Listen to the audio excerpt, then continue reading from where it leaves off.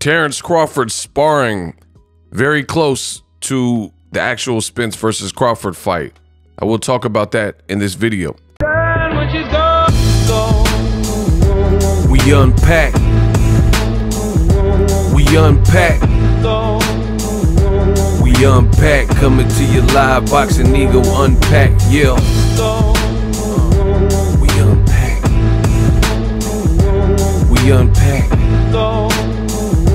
We unpack. Coming to you live. What up, fight world? It's your boy Ego, and I'm back with some more boxing. Spence Crawford, the fight you all want to see. I cannot wait. July 29th. Now, I came across this came across the desk, and I thought it was definitely video worthy. So, Terence Crawford arrived in Las Vegas on Tuesday, July 18th. You got to pay attention to the dates. I'm going to say it one more time. Crawford arrived in Las Vegas for his fight so he can finish his camp and acclimate in Las Vegas. Fights next week, July 18th, which is a Tuesday. Took a private jet. There's pictures.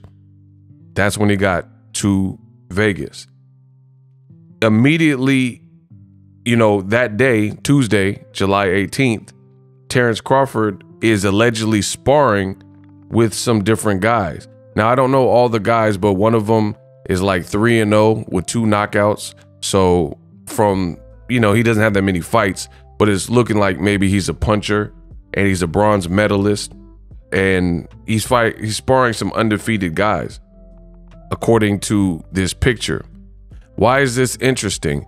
Because, again, you got to take this with a grain of salt, because there's no one way for a training camp.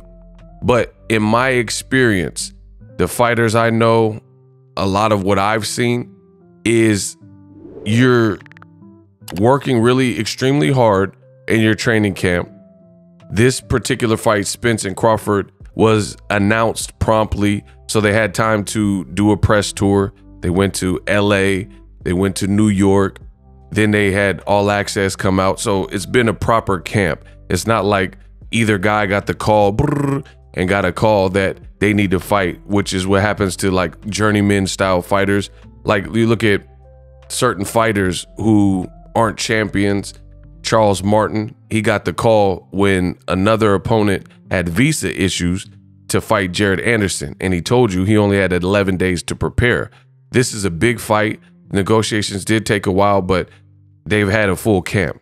So the interesting thing is, some of these guys look about Crawford's size and or bigger, and he's sparring on the day he flies to Vegas.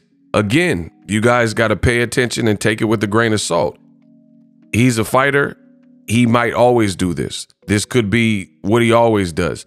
But from my experience of what I've seen in boxing, usually there has to be a point where close to the fight, you limit the harder sparring, and I'll explain that in a second, and you start to tamp down and taper down as you get ready for the real fight. And then you just finish your weight cut if you still have weight to cut, which a lot of fighters in this generation do have a weight cut, you know, in the remaining, I don't know, 7 to 10 days before their fight, because most of these new fighters don't fight at their walking around weight like Floyd Mayweather or like a Manny Pacquiao, where they enter the camp close to their walking around weight. So again, why is this interesting? I'm just going to say it's interesting. I don't know Crawford specifically, his methods, but usually people are doing like the lighter stuff and pickup stuff, the weight cutting and the tapering down. The reason for this, for one, if you've had a hard camp, then you've already gotten your hard sparring. That should be kind of done. So you've already had guys in camp, hopefully, that you paid, that pushed you to the brink. And the reason you would want to limit it or taper is because closer to your fight, we're talking about multi-million-dollar fights. We're talking about fighters with a lot on the line. Errol Spence has unified titles. Terence Crawford has one title. There's a lot of interest in this fight from the fans. The networks have paid a lot of money, Showtime, for ads and all accesses and camera crews to be out and promotional packages and, you know, room comps, things like that.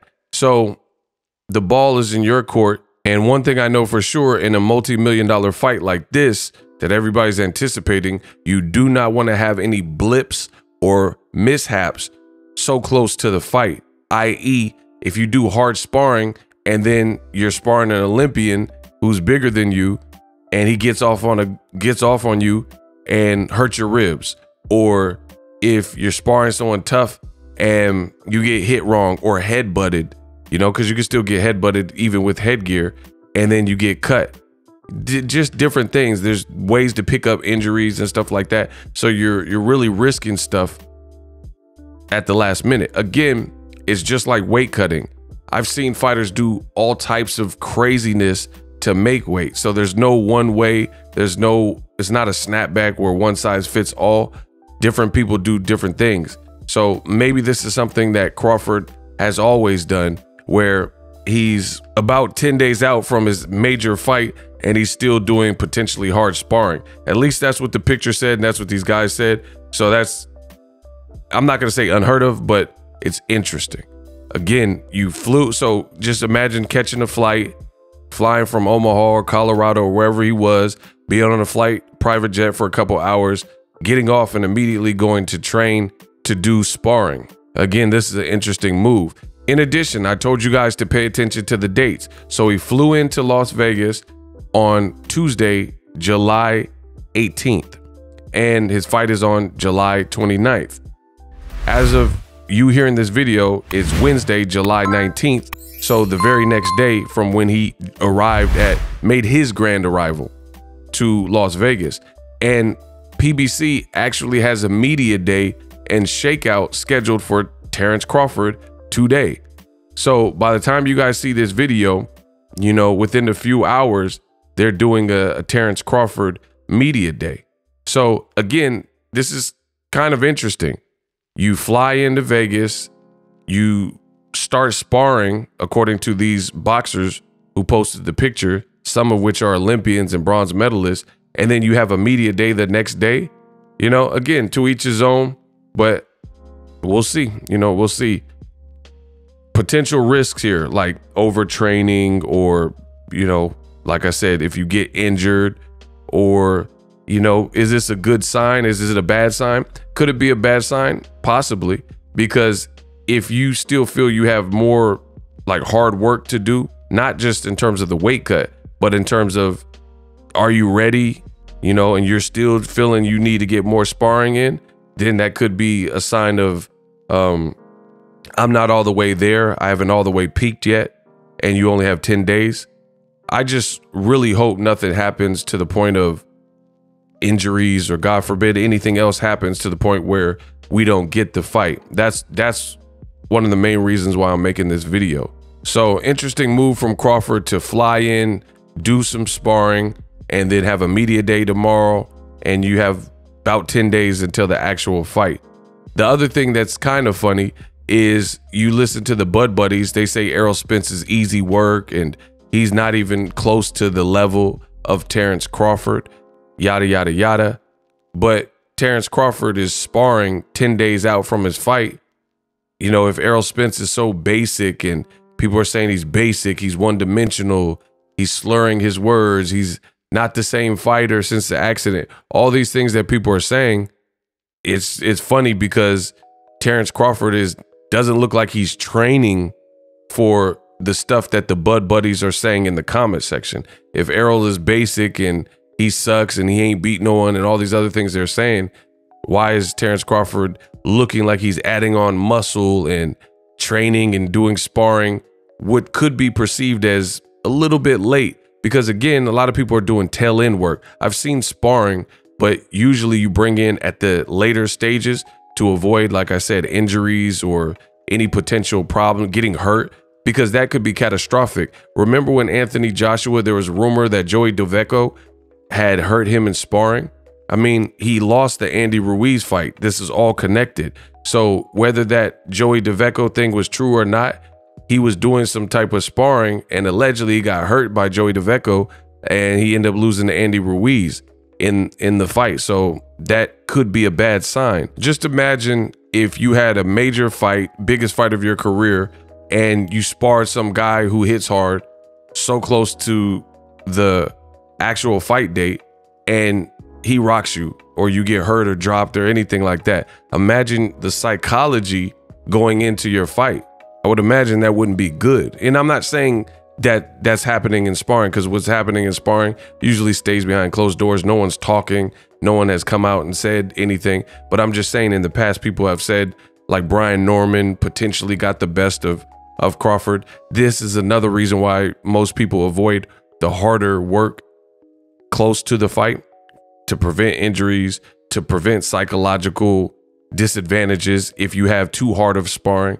But anyway, it's Crawford's camp. He can do whatever he wants, and we'll see, you know. Just found it interesting, especially since the Crawford butt buddies are saying Errol is so basic and weak. It's funny because it looks like Crawford is really pulling out all the stops to try to be ready for July 29th. And I'm not mad at that, because we all want to see a good fight. And may the best man win. Drop your thoughts in the comment section. Let me know how I did in this video. What do you think of Terence Crawford sparring 10 days out? If you're a fighter or if you have experience, let me know. Do you do hard sparring 7-10 days before the fight? Or do you come from the cloth that I mentioned, where closer to the fight, you taper down and you really kind of rest up, finish your weight cut, maybe bring in some lighter guys, move around, shake out, stuff like that. Guys that won't like hurt you in sparring, bring some lightweights if you're a welterweight, etc., etc. Tail end work. You know, Terence Crawford is out here with Olympians with undefeated records, bronze medals in power, and they're saying they're sparring with him in his sparring day. So we'll see how it all plays out. Drop your thoughts in the comment section, and I'm out.